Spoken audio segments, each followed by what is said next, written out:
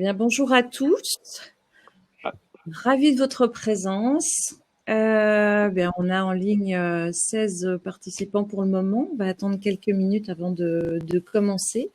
En tout cas, bienvenue sur ce premier webinaire qui sera celui d'une série de 3 épisodes organisés par le CPA.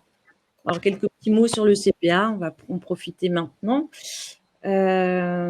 Le CPA est un syndicat professionnel des acteurs du marketing digital, secteur d'activité en fait qui repose sur la stratégie d'acquisition digitale principalement. Et nous sommes, le CPA représente des éditeurs et des prestataires experts dans la data qui offrent des solutions indépendantes et sur mesure aux décideurs, aux annonceurs, mais aussi aux éditeurs. Voilà, afin de soutenir leur développement, bien entendu. Donc, je laisse passer quelques petites secondes encore avant que nous commencions pour répondre à cette magnifique question. Quels enjeux pour la data en 2021 ? Dire que tu es en avance, hein, il est 8h59. C'est vrai, c'est vrai. C'est comme ça dans la data, Philippe. Toujours en avance. Nous sommes en avance. On va respecter le timing, tu as raison. Avec 2-3 petites minutes de politesse. Bon, en tout cas, je remercie tous les participants d'être présents. Nous sommes ravis. C'est 9h du matin, on commence par la data. Donc, c'est une journée qui commence bien. Il faut du courage à 9h, c'est bien. Courage pour tous. Alors, la bonne nouvelle, c'est qu'il est 9h. Maintenant, on va attendre un tout petit peu, parce que 242 inscrits. Donc, tout le monde prend son temps pour voir un replay, c'est vrai. Il a le temps de se connecter. Ah là là. Pas évident le démarrage d'un webinar. Et un jour, il va falloir que j'apprenne si on dit webinar ou webinaire. Webinaire ? Oui, j'ai entendu ça en français dans le texte. C'est la version francophone. Je ne sais pas, j'avoue, je ne sais pas. Je ne me suis pas bien renseignée, j'avoue. Je suis plus alerte quand même sur la data. Ouf. Ouf. Ça tombe bien, c'est de ça dont on allait parler. Voilà, alors je dis bonjour à nouveau à ceux qui étaient déjà présents et ceux qui viennent de nous rejoindre. Nous sommes tous les 4 ravis de votre participation. Donc cette matinée est organisée par le CPA, comme je disais tout à l'heure, qui est un syndicat professionnel des acteurs du marketing digital. Et nous représentons des éditeurs et des prestataires experts dans la data. Nous offrons des solutions indépendantes et sur mesure auprès des annonceurs ou éditeurs. Alors, notre webinar se constitue en 3 volets, 3 épisodes. Le premier, ce matin à 9h, qui répond à la première brique, quels enjeux pour la data en 2021 ? Eh bien, nous pensons tous les 4 qu'en tout premier lieu, il faut capitaliser sur ces datas. Et donc, on va répondre à cette magnifique question. Et à la fin du webinaire... On va essayer, en tout cas. Non, quand même pas. À la fin du webinaire, on reprendra toutes les questions qui seront dans le fil de chat, les uns, les autres, suivant les questions. Voilà, donc n'hésitez pas à poser au moment où vous le sentez vos questions, parce que ça nous permettra de les reprendre à la toute fin et de revenir sur des parties si nécessaire. Donc, commençons. Eh bien, pour présenter ce webinaire, donc nous sommes accompagnés de Philippe, qui est un annonceur, Philippe Leblanc de Market Espace. Je te laisse te présenter, Philippe. Merci, merci. Je suis en charge du développement de Market Espace, qui est une agence spécialisée dans la data marketing pour accompagner les annonceurs sur leurs opérations de fidélisation et de prospection. Et on travaille aujourd'hui avec Square Data puisqu'on utilise leur technologie pour digitaliser notre base, notre référentiel, notre base de prospects, de 40 millions de prospects. Très bien, c'est riche, 43 millions. Oui, pas mal. Nous sommes également accompagnés de Margot Ilona Letouche de la société MAP.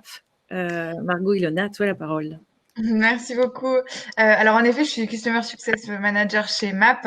Et MAP, c'est une plateforme de marketing digital, alors qui permet aux entreprises d'automatiser intelligemment l'engagement client avec des insights en temps réel. Et du coup, on regroupe la partie acquisition, la partie engagement client sur une seule et même plateforme de cloud marketing finalement qui exploite les données et du coup intelligemment, on l'espère. Bien, un beau programme. Et nous sommes également accompagnés de Benoît Mazier de la société MediaRhythmix. Benoît. Oui, bonjour à tous et merci Edmond. Donc Benoît Mazier, moi je suis consultant avant-vente chez MediaRhythmix. MediaRhythmix, c'est une plateforme qui propose une infrastructure data marketing à destination des annonceurs et des éditeurs pour les accompagner dans leur stratégie data et leur permettre ainsi de réaliser tout leur cas d'usage, qu'on soit sur des logiques de DMP, de CDP ou même d'aller encore plus loin avec des logiques d'alliance. Très bien, merci Benoît. Alors quant à moi, je suis Edmond Chiesa, directrice commerciale qui a été créée en 2009. C'est une société de data marketing, experte en reconnaissance visiteurs et clients. Grâce à notre technologie et notre solution, alors nous proposons des solutions d'email retargeting par email SMS et on utilise 57 millions d'opt-in partenaires. C'est-à-dire que nous reconnaissons en France un internaute sur 3 et on travaille également en Espagne, en Italie et en Belgique. Voilà pour notre présentation et puis je vais essayer d'animer ce matin Benoît, Margot, Ilona et Philippe que je remercie déjà de leur participation. Alors, pour parler de la capitalisation de vos data, on va déjà parler d'un premier sujet et mettre un peu de contexte. Ce qui provoque en fait cette série sur le web de webinars liés comment dire, au cookie surd, c'est-à-dire à la data. Eh bien, un seul objectif pour la fin des cookies surd, c'est la protection des internautes. Ce que je veux dire par là, je me reprends un peu. La fin des cookies surd, c'est deux problématiques. La fin sur les navigateurs avec l'annonce de Google Chrome qui en 2022 bloque les cookies sur HTTP et la CNIL qui renforce ces mesures et rend le consentement obligatoire. Ça, c'était déjà le cas, mais de façon beaucoup plus stricte puisque à fin mars 2021, les annonceurs et tous ceux qui ont un site doivent forcément obtenir le consentement d'un internaute pour pouvoir le reconnaître ou encore lui envoyer des communications. Donc, à ce changement réglementaire, la réponse est comportementale. Ce que l'on veut dire par là, c'est qu'il va falloir changer, modéliser différemment de ce que l'on a pu voir au cours de l'année 2020, le recueil du consentement. Et quand on parle de recueil de consentement, il va bien falloir déposer ce recueil quelque part. Donc, c'est déjà une première information sur l'internaute, c'est déjà de la data. Et celle-ci a une validité de 13 mois avec des recommandations de la CNIL qui ne sont que des recommandations à ce jour, mais qui sont plutôt sur 6 mois. Donc, ça veut dire qu'il va falloir faire vivre cette data. Sur les navigateurs, donc on savait, c'était déjà le cas, pour Safari et autres navigateurs, la fin des cookies tiers. C'est-à-dire que le dépôt de cookies, en fait, ne peut plus passer par là, en tout cas. Et cela diminue fortement les possibilités pour certains services qui doivent aujourd'hui et qui ont probablement déjà commencé hier et on voit fleurir sur le marché de nouvelles solutions, eh bien, doivent avoir un comportement différent pour reconnaître l'internaute et proposer toujours les mêmes services ou des services encore renforcés auprès des annonceurs. Voilà, ça c'est de ce point-là que nous partons pour se dire que il faut bâtir une stratégie sur vos data. On parle bien des vôtres dans un premier temps puisqu'on parle de capitaliser vos data. Et on va prioriser l'utilisation et la gestion des données qui vous sont d'ores et déjà disponibles. Donc, il va falloir analyser vos cookies first. C'est une première partie que l'on va voir avec Margot Ilona de la société MAP. On va mieux exploiter sa donnée et le rapport client-prospect, c'est-à-dire cookie third, cookie first. Et c'est bien de cela dont on va parler, cookie first en priorité, réconcilier en multi-ID. C'est-à-dire qu'aujourd'hui, on voit également fleurir des propositions et des solutions d'ID. Benoît nous en parlera un petit peu plus d'ailleurs. Et on va aussi préparer le futur de vos publicités en représentant le CPA. En fait, on s'appuie sur un socle en fait d'experts dans la publicité. On va pouvoir vous parler du début, en tout cas, des comportements d'acquisition, en tout cas des solutions d'acquisition. Je laisse la parole à Margot Ilona, si tu veux bien. Merci. Alors, en effet, on va parler des solutions pour pouvoir enrichir la donnée, donc client-prospect, en base CRM d'abord, puisque finalement, c'est le premier socle pour capitaliser sur ces données. C'est celles qu'on a déjà, qu'on connaît déjà, et qui sont parfois pas tout à fait au bon endroit, qu'on peut pas du coup utiliser comme il faut. Et du coup, bien évidemment, donc la première étape, c'est d'avoir une base qui va être propre, évidemment, on va assainir sa base. Mais ensuite, on va du coup essayer d'aller un peu plus loin et de chercher à avoir une base de données qui va être réellement une vue 360 omnicanal. Et du coup, on va essayer d'unifier les données, par exemple, offline et online. On va essayer d'unifier les données qu'on va avoir à différents endroits du cycle de vie client.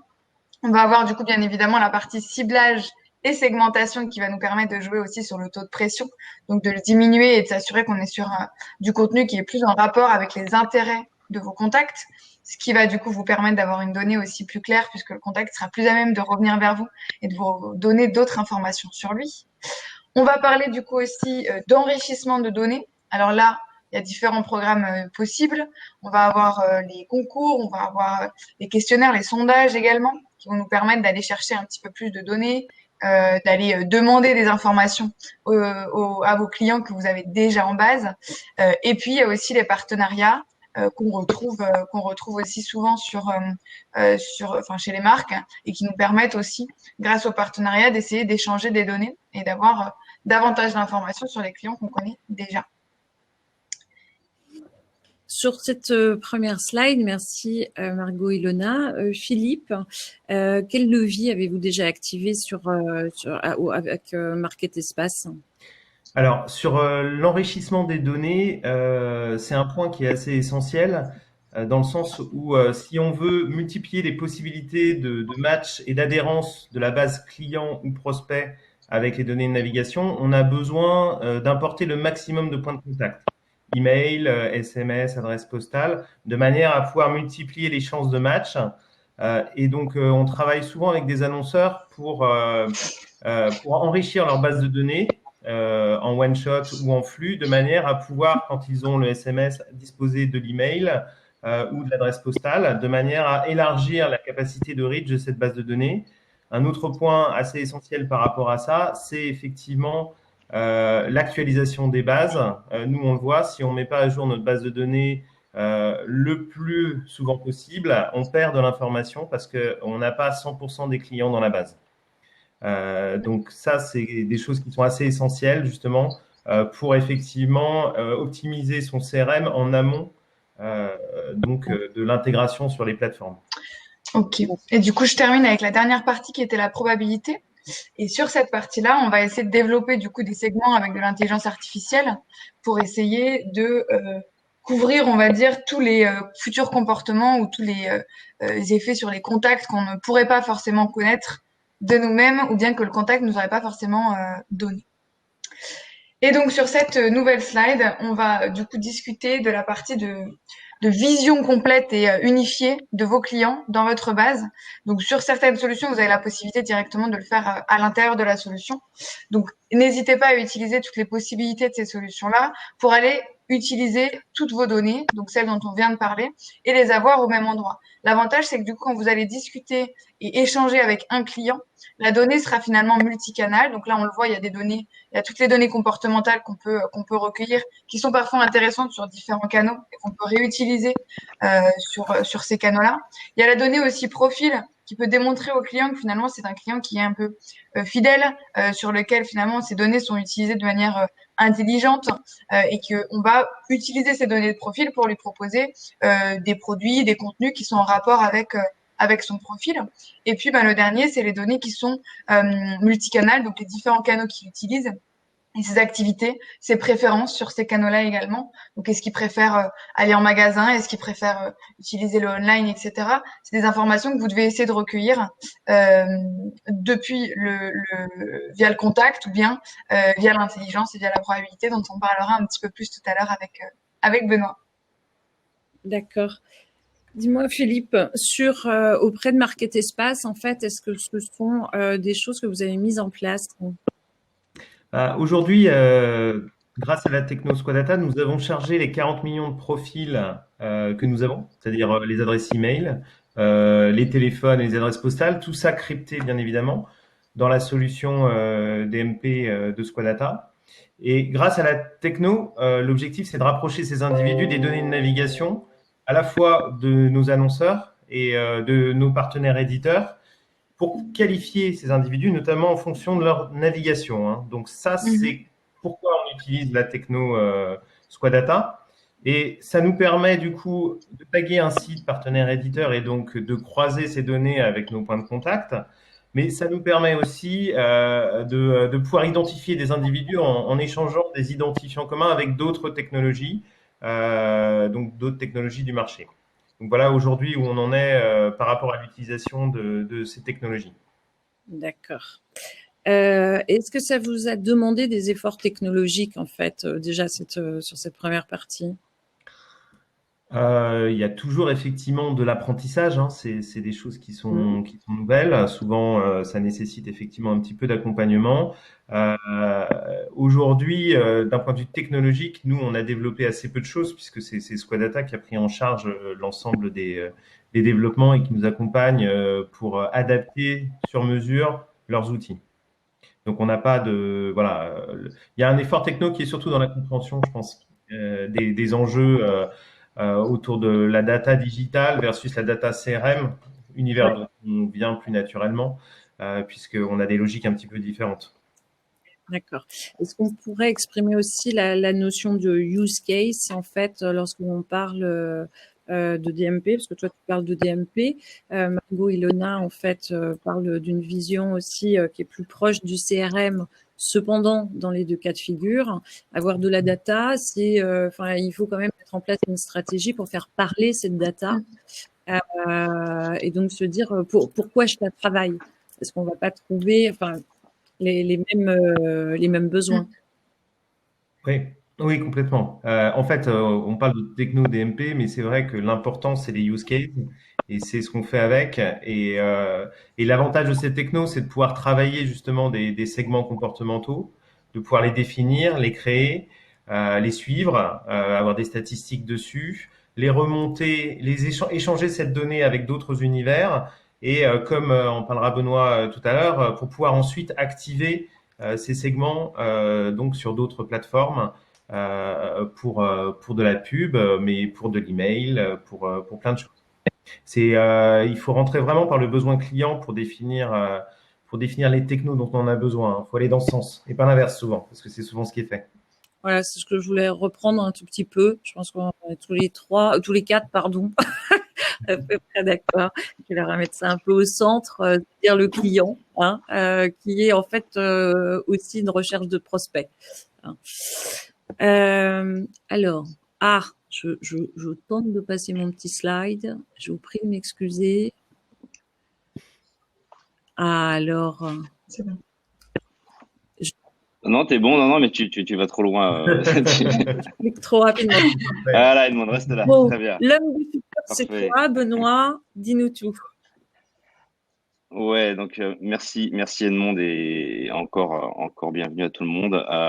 Ce qui est important de comprendre aujourd'hui, c'est que en effet, la disparition des cookies served a pas mal chamboulé je dirais les comportements, et donc il y a beaucoup d'interrogations autour de ça.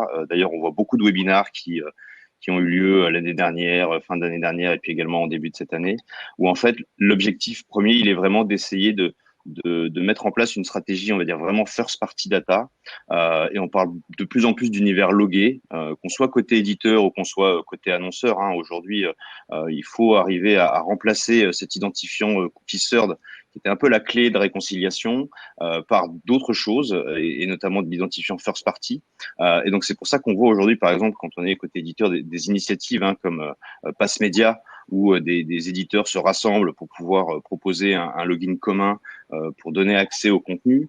Les annonceurs, idem, doivent également aussi commencer à mettre en place des stratégies pour faire en sorte que les utilisateurs ou leurs clients se loguent pour qu'on puisse tracer ces traits et tous les comportements, et comme le disait Lena, ensuite derrière, pour pouvoir avoir une vraie vision 360.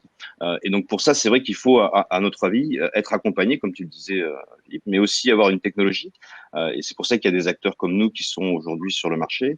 C'est pour justement accompagner les clients, donc qu'on soit éditeur ou qu'on soit annonceur, dans cette capacité à pouvoir réconcilier l'intégralité des touchpoints, et donc d'avoir une vraie vision 360 autour d'un ID. On pourrait l'appeler ID pivot, ID first party, mais il faut qu'on ait un ID aujourd'hui qui permette de pouvoir rattacher l'intégralité des différents types d'ID qui existent, que ce soit sur un ID de device, qu'on soit sur un ID CRM ou un ID de login, et donc pouvoir ensuite derrière avoir cette réconciliation, qu'on soit côté client, côté prospect, et ensuite à partir de ce set de données dans sa plateforme, eh ben être en capacité de pouvoir exploiter ces données, les segmenter, les travailler. C'est ce qu'on disait tout à l'heure de l'enrichissement également avec des partenaires ou ce qu'on peut appeler aussi des alliances data. Et puis ensuite derrière, une capacité d'activer cette donnée, et on le verra plus tard. C'est comment je peux ensuite derrière activer cette donnée auprès de mes partenaires pour pouvoir faire ce fameux enrichissement de données, ou bien tout simplement pour pouvoir retoucher mes clients ou mes prospects, qu'on soit sur des canaux marketing ou sur des canaux publicitaires. Donc ça, c'est vraiment le premier, à mon sens, le premier niveau, où en fait cet ID, il doit ensuite derrière être en capacité de pouvoir vous permettre d'exploiter le futur de la publicité de demain. Puisqu'aujourd'hui, on est plutôt sur une logique où on avait un cookie served qui permettait de faire cette synchronisation. Demain, il y a d'autres manières, il y aura d'autres manières pour pouvoir continuer à faire de la publicité. Et moi, je pense que il y a une première chose, c'est qui sera toujours vrai. On pourra toujours continuer à retrouver ses clients ou ses prospects auprès des walled gardens. Donc, au lieu de passer par un ID third party, ça passera par un ID first party. On le voit déjà hein, aujourd'hui, quand on a un annonceur, on peut très bien recibler ses clients sur Google à partir d'un email haché. C'est ce que nous on fait aujourd'hui avec certains de nos clients dans le retail, qui via les capacités de partage peuvent pousser l'intégralité de la donnée et notamment des conversions, rattacher et réconcilier avec un client pour pouvoir permettre notamment à Facebook, via Conversion API, d'optimiser les stratégies de reciblage dans Facebook, pour qu'ensuite derrière Facebook puisse être meilleur dans la recherche de prospects ou de clients sur leur offre custom audience de Facebook. Et puis quand on est côté éditeur, c'est également être en capacité de créer ce fameux walled garden. On le voit aujourd'hui, hein, on a certains clients qui côté éditeur, qui montent leur offre et qui s'appuient sur un socle technologique comme MediaRite pour pouvoir être en capacité de proposer des ciblages qui permettent, à partir d'un set de données clients de leur annonceur, d'aller chercher des prospects qui ont des profils similaires. Et ça passe, je dirais, aujourd'hui dans des logiques sans cookies. Puisque comme Facebook aujourd'hui, vous donnez un set d'adresses email, je dirais, on a des éditeurs aujourd'hui qui sont en capacité de pouvoir récupérer ces sets de données d'email, d'aller travailler leurs données avec des algorithmes de machine learning pour proposer à leurs annonceurs des ciblages de prospects qui sont exactement qui ont des profils statistiques jumeaux à leurs meilleurs clients. C'est le cas aujourd'hui d'une chaîne anglaise, Channel 4, qui travaille avec nous, par exemple. Joli. Tu as raison de les citer. Comment dire, en fait, là, tu parles, en fait, nous parlons, pardon, de la donnée, je vais y arriver, cookie first party.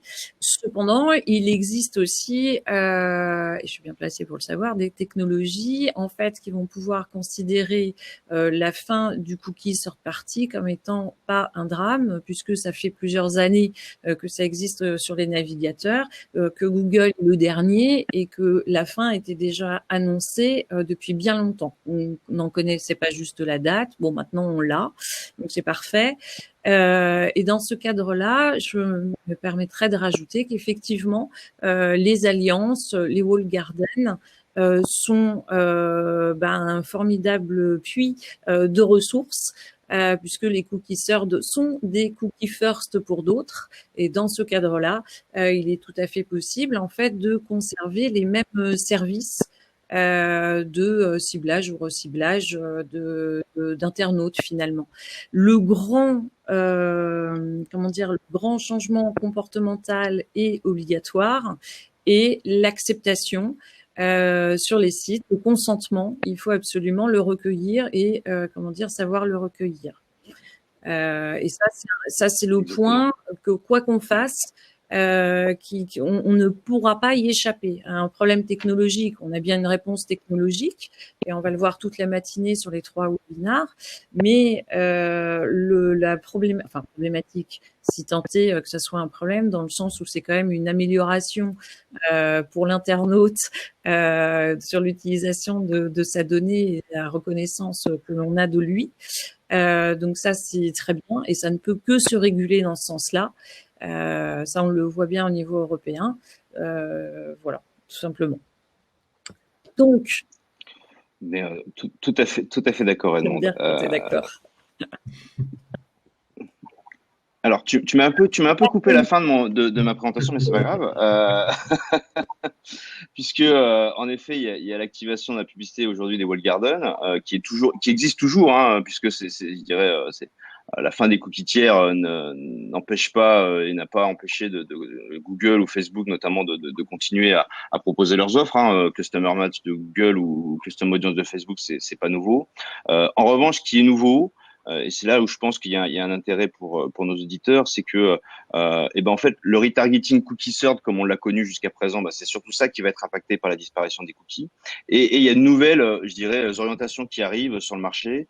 On a parlé bien évidemment, ou on va parler de la Privacy Sandbox très rapidement. D'ailleurs, il y a même une annonce qui est tombée hier soir.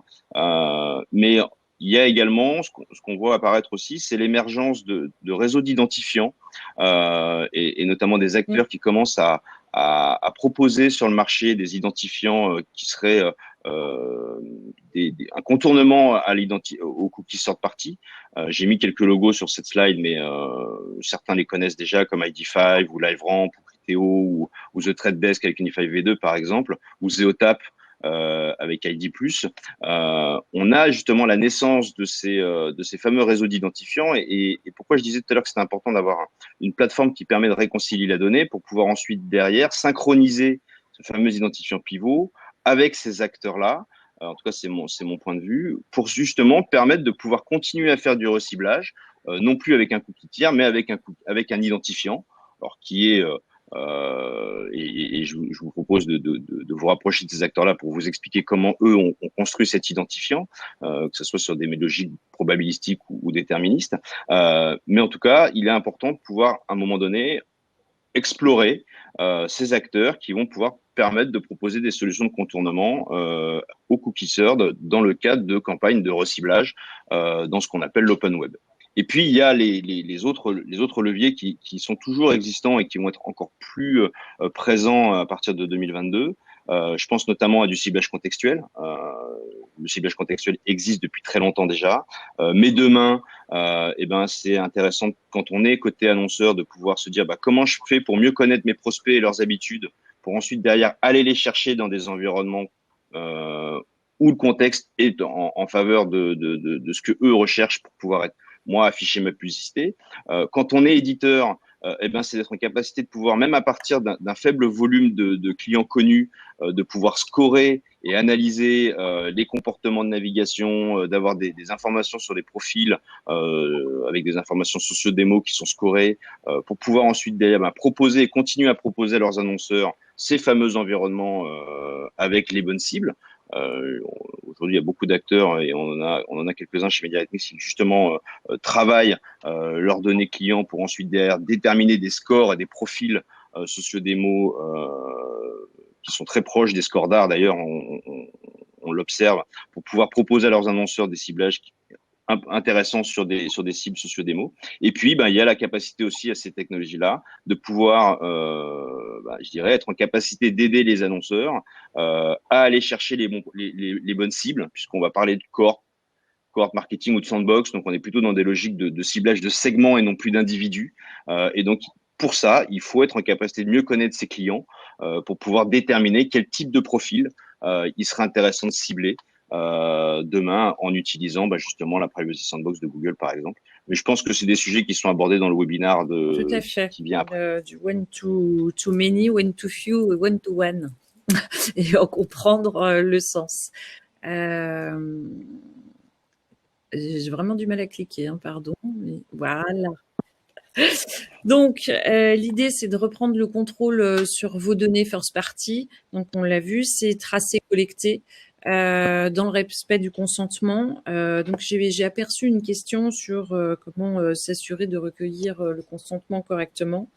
Alors la CNIL, au-delà de nous embêter, a quand même réussi à faire des propositions sur son site avec des écrans. Ce qu'il faut retenir surtout, c'est que le refus doit être égal à l'acceptation en termes de proposition sur l'écran, que la petite astuce de je paramètre, je personnalise semble très bien fonctionner. Que après il faut travailler un peu l'UX sur ces boutons, ne pas mettre un rouge, un vert, c'est trop, c'est pas de l'UX, hein, ça, c'est juste criard. Mais voilà, il y a des façons de le faire. La seule chose en fait qui peut un peu tarabuster, c'est de se dire que si la personne ne clique sur rien, c'est un refus. Et là, en fait, ça nous fait un peu peine à tous, mais c'est la réalité. Il faut se remettre dans d'autres peut-être contextes relationnels pour le comprendre. C'est pas parce qu'on n'accepte pas que, enfin, en tout cas, c'est pas parce que le refus n'est pas émis que c'est une acceptation. Il faut aussi le comprendre comme ça. J'ai participé à un webinaire de la CNIL et je trouvais qu'elle l'expliquait bien, même si ça nous fait pas plaisir, parce qu'on préférerait, bien entendu, pouvoir cibler tout le monde comme avant. C'était une solution de facilité, mais qui en revanche n'était pas respectueuse. Enfin, disons que le marché se régule, pour parler plus proprement, et en respectant justement un peu mieux le passé d'Internet. Voilà. Challenger vos services. Bah oui, est-ce que les services que vous utilisez aujourd'hui s'appuient sur le cookie surd? Parce que là, il y a peut-être un souci ou pas. Benoît nous a bien parlé des différents cas de figure. Cependant, je me permettrai de dire que je connais au moins une pour Squadata Techno qui dit, nous, avec ou sans cookie, on est capable de recibler en one-to-one. Aujourd'hui, Google ne le propose pas. Ils proposent à travers de leur sandbox à l'adtech, pardon, comme nous, d'être participatif et créatif, à offrir en fait aux internautes et aux annonceurs surtout des solutions, mais celles-ci ne sont pas encore validées. On voit bien qu'il y a une recherche. En revanche, il y a de très grands acteurs comme Criteo qui propose Sparrow, et donc des choses très bien, mais elles sont pas encore disponibles et validées. Et l'autre point, c'est pour combien, à quel coût pour l'annonceur. S'équiper donc des techno data first party intégrée ouverte, c'est l'histoire quand même du fameux ID pivot. On a réussi tous les quatre à le qualifier de cette façon, c'est-à-dire qu'il soit, il y a vos données, mais aussi il faut qu'elles matchent avec les cookies, j'ai envie de dire first des autres, pour que vous puissiez adopter beaucoup plus dans votre base. Et donc là, il faut un ID de reconnaissance. Donc il y a différentes technos qui existent pour cela. Et donc tout ce travail va vous permettre d'activer différemment grâce aux partenaires qui vous suivent et leurs solutions proposées qui vont vous permettre d'activer comme avant et peut-être même mieux comment dire vos données et ceux des tiers. Du coup, on a des questions qui sont sympas et sur lesquelles, Philippe, tu vas pouvoir réagir, je pense, parce que on est bien gentil, on parle, c'est vrai, DMP, CDP, mais est-ce qu'il faut absolument avoir, et là je pense à toi, pardon, Margot et Ilona en premier lieu, avoir comment dire, un effort technologique de cette mesure pour travailler sa first party? Je pense que ça dépend aussi de la base du client, de l'annonceur, parce que en effet, si la base n'est pas assez grosse, il y aura un travail d'acquisition qui sera à faire avant. Mais on a tout à fait la possibilité du coup de prendre aussi un outil comme un outil de marketing automation qui permettra aussi d'avoir la donnée directement accessible et de faire les premières étapes tout à fait sans aucun problème.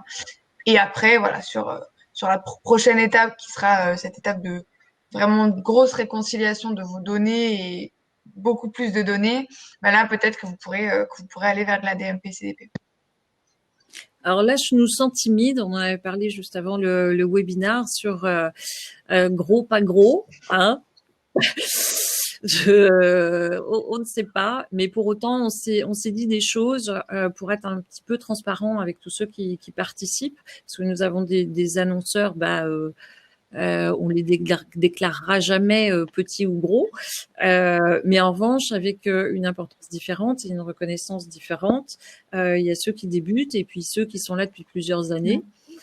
Et puis d'autres expériences encore. Donc pour résumer et tenter de répondre à votre question, enfin à la question qu'on se pose pour vous, on se dit qu'en fait avec une audience de site qui est inférieure en gros à 50 000 VU, donc visiteurs uniques mensuels, il est compliqué d'approcher une DMP ou CDP par rapport au budget qu'il faudrait y consacrer. En revanche, Philippe Leblanc, tu m'as fait une remarque particulièrement pertinente en tant qu'annonceur et tu m'as dit… En fait, ça dépend de la valeur client, tout simplement. Voilà. C'est-à-dire que si vous vendez des Rolls-Royce, c'est pas la même chose. Exactement. Et c'est Voilà. tout à fait juste. Et c'est pour ça que la question est un peu compliquée. Donc, on a une autre… Mais merci Philippe. Alors, on a répondu, on n'a pas… Ah, quel budget et délai pour mettre en place une DMP? Alors, ça dépend, ça dépasse, parce que tous les trois, on représente des segments sur la DMP totalement différents. Nous, chez Squadata, je vais commencer par là, par le petit tunnel, on a ce que l'on a nommé Easy DMP. Donc déjà, dans le mot Easy, on comprend beaucoup de choses, mais surtout une adoption en termes de budget rapide. Et je dirais qu'on est les plus low cost de ce que je connais sur le marché, ce qui ne veut pas dire en fait qu'on ne puisse pas accompagner, puisque Philippe nous l'a expliqué au tout début, qu'il était accompagné par nos équipes pour pouvoir faire tout ce qu'il voulait avec sa DMP. Et ça, c'est important. Après, il faut être efficace. Et après, ça dépend des use cases, des annonceurs finalement que l'on a rencontrés, qui nous ont permis de créer des développements spécifiques. Chez Squadata, on s'est spécialisé sur le retargeting. Donc, tous les use cases de reconnaissance visiteurs de sites logués ou non logués, voilà, on jongle, on les administre parfaitement. En revanche, il y a probablement d'autres use cases sur lesquels on n'a pas encore été. Donc, Margot et Ilona, je te laisse parler de ta DMP. Alors sur le budget, sur le délai, en effet, ça dépend réellement des use cases souhaités. Ça dépend aussi de l'équipe qu'il y aura aussi côté de l'annonceur, si c'est des personnes qui sont vraiment disponibles, si c'est un projet aussi qui a été priorisé à l'intérieur de l'entreprise. Donc voilà, au niveau du délai, il y a quand même beaucoup de choses qui vont entrer en compte. Et au niveau du budget également. Alors on essaye chez MAP en tout cas de se positionner en étant accessible à des business mid-market, puisque finalement c'est ce qu'on essaye de faire au maximum. Mais bien évidemment, on est accessible à tous les autres et donc à des budgets qui vont être en rapport avec l'ampleur du projet souhaité par les annonceurs. Et pour toi, Benoît? Oui, alors nous chez MediaRhythmic, on considère qu'en fait un projet DMP, en fait, c'est pas juste un setup et puis ensuite derrière, ça y est, c'est bon, ça roule. En fait, chez nos clients, en fait, un projet DMP, c'est dans la durée. Dans le sens où aujourd'hui, nous, on a une volonté de co-construire en fait notre solution pour nos clients. Donc, en effet, oui, il y a une phase initiale où on va setuper une plateforme pour mettre en place déjà les premiers cas d'usage. C'est variable, ces durées peuvent aller de quelques semaines à quelques mois, mais ça peut aller très très vite. En effet, aujourd'hui, l'alliance Gravity, qui est utilisatrice de MediaRhythmics, l'implémentation s'est fait en 3-4 mois et on parle quand même de plus de 150 sites, de plus de 25 CRM différents. Donc, je dirais, un délai d'implémentation peut être très rapide à partir du moment où on est bien accompagné et à partir du moment où on a un projet, comme tu le disais, Margot, un projet qui est inscrit dans la stratégie d'une entreprise. Et puis ensuite, derrière, c'est une construction au fil de l'eau.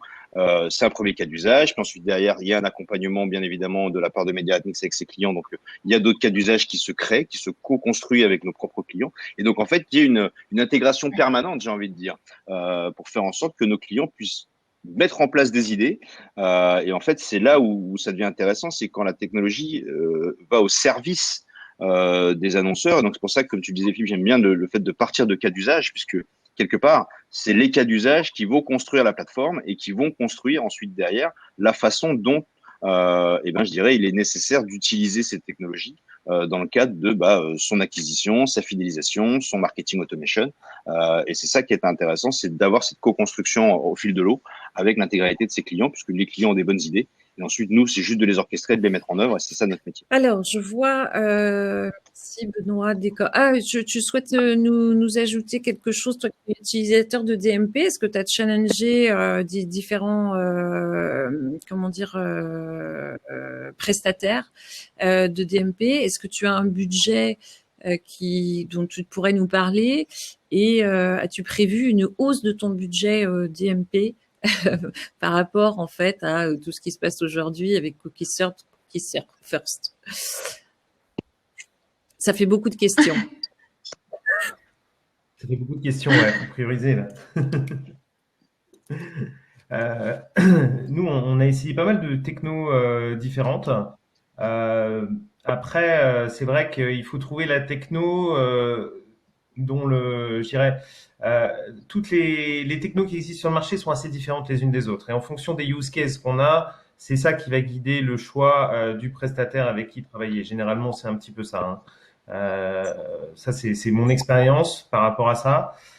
Et le budget, il va être très variable effectivement en fonction des technos et en fonction surtout du périmètre qu'on va prendre et du besoin, parce qu'on peut avoir un périmètre qui réduit un use case et qui est assez simple au final et des budgets très raisonnables. Donc tout va dépendre un petit peu de ça. On est vraiment, je pense, sur une approche aujourd'hui qui doit être sur mesure en fonction des annonceurs. C'était quoi les autres questions déjà? Est-ce que du coup, cet impact Cookie First t'oblige à revoir certaines parties? Oui, alors oui, complètement. Alors aujourd'hui déjà, on change de paradigme, c'est-à-dire qu'il y a encore 5 ans, tout le monde taguait les sites de tout le monde. On allait sur un site et d'un seul coup, il y avait 200 cookies qui arrivaient. Donc la data, elle est partout. On savait plus qui était propriétaire de quoi. Les administrateurs de sites eux-mêmes, les annonceurs, ils avaient des contrats avec personne. Donc on était quand même un peu dans un espèce de western. Je dirais le mouvement du RGPD, de la CNIL est plutôt positif dans le sens où on va quand même vers une régulation et vers un consentement. Ça, c'est vraiment l'aspect positif des choses. Derrière, ça veut dire quoi? Ça veut dire qu'on a changé nos habitudes. On pourrait, par exemple, nous, on a besoin de signaux, un peu comme pour le retargeting, de savoir que quelqu'un est allé sur le site d'un annonceur ou d'un éditeur et a eu un comportement spécifique. Au lieu de taguer le site et de récupérer 100% de l'information, nous, on a juste besoin de savoir qu'il est allé sur la page cuisine pour regarder les cuisines. Aujourd'hui, on va se connecter avec la DMP du site, de l'éditeur, de l'annonceur. Par exemple, on se fait avec 2-3 sites qui sont aujourd'hui chez MediaRhythmics et on récupère juste l'identifiant des individus qui ont le comportement qui nous intéresse. Et donc là, on est typiquement dans le cas où on diminue, je dirais, l'utilisation des données dans le sens GDPR. Et on a mis en place justement cet échange techno entre, alors là, en l'occurrence, sur la techno Squadata et la techno MediaRhythmix, et juste avec un identifiant, on récupère la donnée.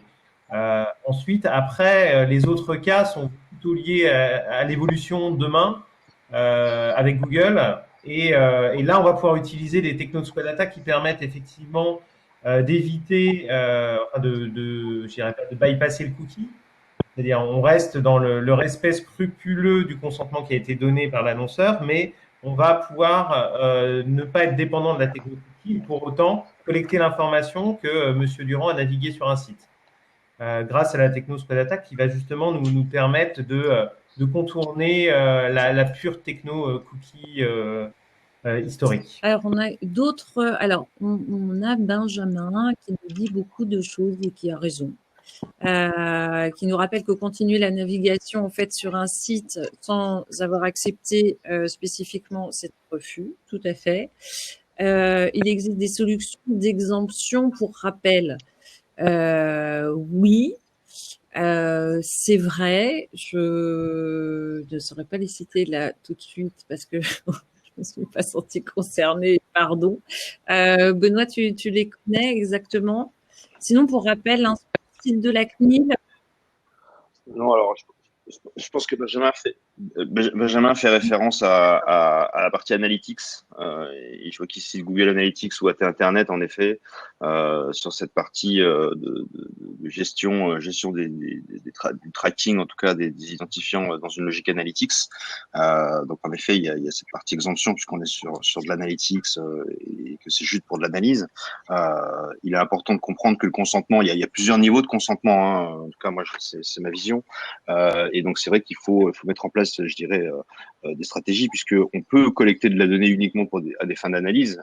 Donc on va pas recibler ces utilisateurs. En revanche, il faut un consentement aujourd'hui explicite pour pouvoir activer une publicité auprès d'un utilisateur lambda, soit parce qu'on est éditeur et donc forcément il faut qu'on ait son accord pour pouvoir lui cibler du publicité, soit parce qu'on est annonceur et qu'on a besoin de retrouver cet utilisateur pour pouvoir lui adresser une publicité. Donc en effet, il y a différents types de consentement. Je pense que c'est important d'être en capacité, et notamment quand on choisit aussi sa plateforme de CDP, DMP, c'est d'avoir également cette transparence, en tout cas ce reflet de la gestion du consentement, puisque on est soumis tous aux contraintes de la RGPD, et donc c'est important d'avoir cette traçabilité du consentement. Mais en effet, le consentement, il y a différents types de consentement. Du consentement d'analyse et puis du consentement pour l'activation. Et c'est comme je le disais en préambule, c'est que aujourd'hui, les éditeurs, et je pense que c'est surtout les éditeurs aussi qui sont quand même assez impactés puisque c'est leur business model qui est remis en question avec la disparition des cookies served. Et donc en fait, c'est pour ça qu'il y a des initiatives comme Pass Media et d'expliquer pourquoi il est important d'accepter et de donner son consentement. On voit même des firewalls qui couvrent des 3/4 de page. Et je prends l'exemple du Monde, qui est pourtant pas un site capitaliste, ou en tout cas une entreprise capitaliste autant que certains autres acteurs du marché. Mais et c'est marrant parce que j'avais cette discussion avec un ami il y a pas longtemps. Et en fait, c'est vrai que Internet est gratuit peut-être, mais l'information, elle, ne l'est pas. Et c'est ça qu'il faut expliquer aux internautes, c'est que accéder à du contenu, c'est bien, accéder à du contenu de qualité, c'est encore mieux, et que, je dirais, il y a des hommes derrière, il y a des coûts, et donc en fait, la publicité est un moyen de rémunérer les éditeurs. C'est ça qu'il faut prendre en considération, je dirais, c'est pas parce que ça remet en question le fondement de l'internet gratuit. Et en fait, non, l'information n'est à mon sens pas gratuite. Ou en tout cas, il faut qu'il y ait une rémunération des acteurs qui proposent ce genre d'informations. Et c'est pour ça qu'aujourd'hui, il est important d'expliquer, et je pense que ça passe par de la pédagogie, expliquer pourquoi il est important de donner son consentement, notamment pour les acteurs de presse, pour qu'ils puissent diffuser des informations de contenu de qualité. Après, chacun donnera son avis politique ou non sur, et c'est pas le sujet, sur la qualité ou non des contenus, mais en tout cas, voilà, moi je pense que il est important de remettre en lumière qu'aujourd'hui, pour pouvoir diffuser de l'information, ça se paye. des journalistes, ça se paye, et qu'aujourd'hui, chez les Et on peut éditeurs, faire une la analogie rémunération, c'est avec soit les les équipes abonnements, de soit la foot, publicité. je crois savoir dernièrement, hein, qui sont bien mal avec cette drastique diminution de budget qui est liée justement au sponsoring et publicité. Le monde de la pub fait vivre beaucoup de personnes indirectement. Donc Benjamin propose ses services, donc ça c'est bien. Allez voir le site de la CNIL et pourquoi pas le sien. C'est vrai qu'aujourd'hui il existe des plateformes en fait pour aider les annonceurs à mettre en place le recueil du consentement de façon à respecter ce qui est demandé par la CNIL et respecter les internautes. Donc c'est plutôt une bonne chose, je trouve, dans la pratique, très franchement. Voilà. Donc j'espère que ce Ouais, il y a deux petites questions. Alors, il y a d'autres questions, je crois, j'ai vu deux autres questions qui sont arrivées, donc notamment une de Pierre qui demande pour un éditeur quels sont les différents modèles permettant de monétiser au mieux leur data CRM. Et puis une autre question de Vincent, avons-nous une idée de la durée de vie du first party? Les navigateurs vont s'intéresser au il y a CNAME et bloquer. Point d'interrogation. Alors, je vais peut-être répondre à Pierre, puisque c'est vrai que nous, chez Mediaretnix, on a beaucoup d'éditeurs aujourd'hui qui sont utilisateurs de notre plateforme. Alors, le meilleur moyen, je pense, pour un éditeur de monétiser sa donnée, c'est d'être en capacité de pouvoir aujourd'hui travailler sur un ID first party. Je pense que c'est un peu la clé. Et pour pouvoir, je dirais, travailler sa first party data, c'est en effet essayer d'avoir un maximum de gens logués, ou en tout cas de personnes sur lesquelles on a des insights avérés. Et ensuite, derrière, c'est de pouvoir d'extrapoler. C'est par exemple le cas chez nous, chez Prisma Media, qui utilise notre solution et qui extrapole en fait à partir de leurs clients et de leurs abonnés et des comportements de navigation, des profils sociaux démo, pour ensuite derrière monétiser auprès de leurs annonceurs et des agences de leurs annonceurs et des segments d'audience qui sont en adéquation avec les profils hommes-femmes, 25-35 ans, et donc d'avoir ces capacités de proposer des environnements et des cibles qui sont en adéquation avec leurs annonceurs. Et puis ensuite, c'est aussi de travailler d'utiliser cette même modélisation pour pouvoir ensuite derrière proposer du contextuel, ce qu'on peut appeler du ciblage contextuel avancé, et donc de pouvoir proposer des environnements et du contenu et de pouvoir pousser des publicités sur des contenus qui sont en adéquation avec les navigations des cibles proposées. Et puis il y a ce que je disais aussi tout à l'heure, c'est de commencer à créer des jardins privatifs, des walled gardens, et de pouvoir ensuite derrière proposer des offres similaires à Customer Match ou à Custom Audience de Facebook. Et donc c'est de travailler encore plus sur cette donnée first party, et ensuite derrière d'avoir, je dirais, un peu d'intelligence, un peu d'analyse pour pouvoir ensuite monétiser et créer de nouvelles offres publicitaires à destination de leurs annonceurs. En fait, qui sont à la recherche d'éditeurs qui souhaitent monétiser leur base. C'est aussi le cas chez Skodata. On travaille avec 61 maintenant, je crois, éditeurs. Et c'est grâce à eux, effectivement, qu'on gère une base de 57 millions de partenaires et qui nous permet de réaliser du retargeting, de la reconnaissance client ou visiteur tout simplement. Il y a c'est vrai, différents modèles. Ça se trouve assez bien sur Internet, je trouve. Quand je recherche des fois des éditeurs en fait pour un besoin spécifique ou une géographie spécifique, on peut les retrouver assez facilement. Voilà. Et alors, pour répondre à Vincent, durée de vie des first party. Non, alors pour moi, la durée du first party, ça dépend de comment on l'a initié au départ, mais je dirais qu'il faut plutôt faire vivre.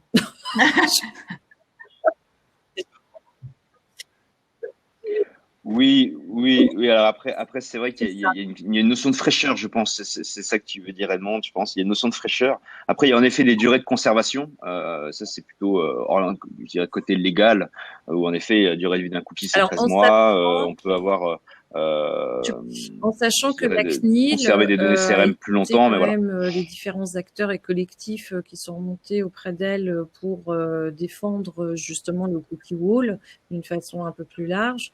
et ils ont des préconisations qui ne sont pas pour l'instant dans les directives juridiques, et dans leurs préconisations, ils sont quand même sur 6 mois.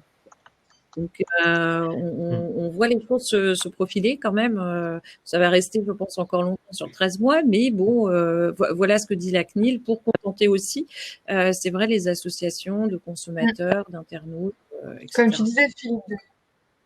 Après, dans l'usage, on utilise rarement la donnée On l'a mis au-delà à de jour, en 3 fait. Elle mois. doit être mise à jour. Comme tu disais, Concrètement. il faut toujours prévoir cette Ouais. mise à jour et s'assurer qu'on ait la donnée la plus propre et la plus récente possible, en fait. Donc, on la gardera pas longtemps. Pour nous, c'est un réflexe. Pour un annonceur, pas forcément. Moi, je suis très étonnée. On a un petit produit très simple avec un audit gratuit, tout ça, qui s'appelle Réactivation, par exemple. Et je trouve que dans les mécaniques et process, ce n'est pas suffisamment utilisé. Et je trouve ça dommageable pour l'annonceur et son capital data. Voilà, c'est mon point de vue. Là-dessus, je suis toujours un peu circonspecte. Je comprends pas bien. On dirait que c'est un oubli, que ce n'est pas rentré dans les bonnes pratiques. C'est un peu dommage. C'est un peu dommage. Voilà. Alors, y a-t-il d'autres questions? Alors, on nous demandait pour le livre blanc et le replay du webinaire. Et après, on est bon. Alors, le replay, je pense qu'il est disponible dans quelques minutes. Et le livre blanc, on va pouvoir, comment dire, vous l'envoyer. Vous avez nos adresses mail. Nous, on n'aura pas forcément les vôtres. Donc, on va se dépêcher de mettre chacun sur notre site le livre blanc, puisque le CPA a un petit souci sur son site depuis hier, si j'ai bien compris, qui devrait se rétablir très vite. Donc, il y a le site du CPA à aller voir, avec notamment la charte email, que j'encourage tout le monde à lire au moins une fois dans sa vie. Et pourquoi pas devenir adhérent pour soutenir en fait ce marché de la data et de la publicité.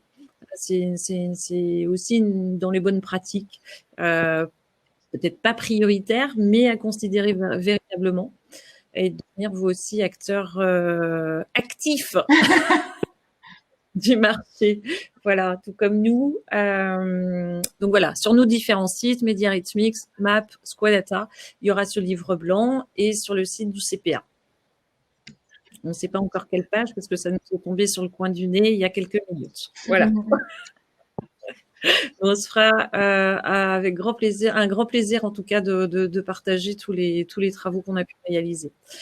Nous vous remercions de votre participation. Merci à tous. Si vous avez d'autres questions, une personne a demandé nos coordonnées, on les a mises, voilà, avec grand plaisir. N'hésitez pas, c'est un travail collectif, et c'est un travail en fait un petit peu en plus de tout ce qu'on fait, qui est offert auprès du CPA. Voilà. Bonne journée à tous. Merci Margot et Léna. Merci Philippe. Merci Benoît. Merci à tous. À bientôt. Merci Edmond. Merci beaucoup.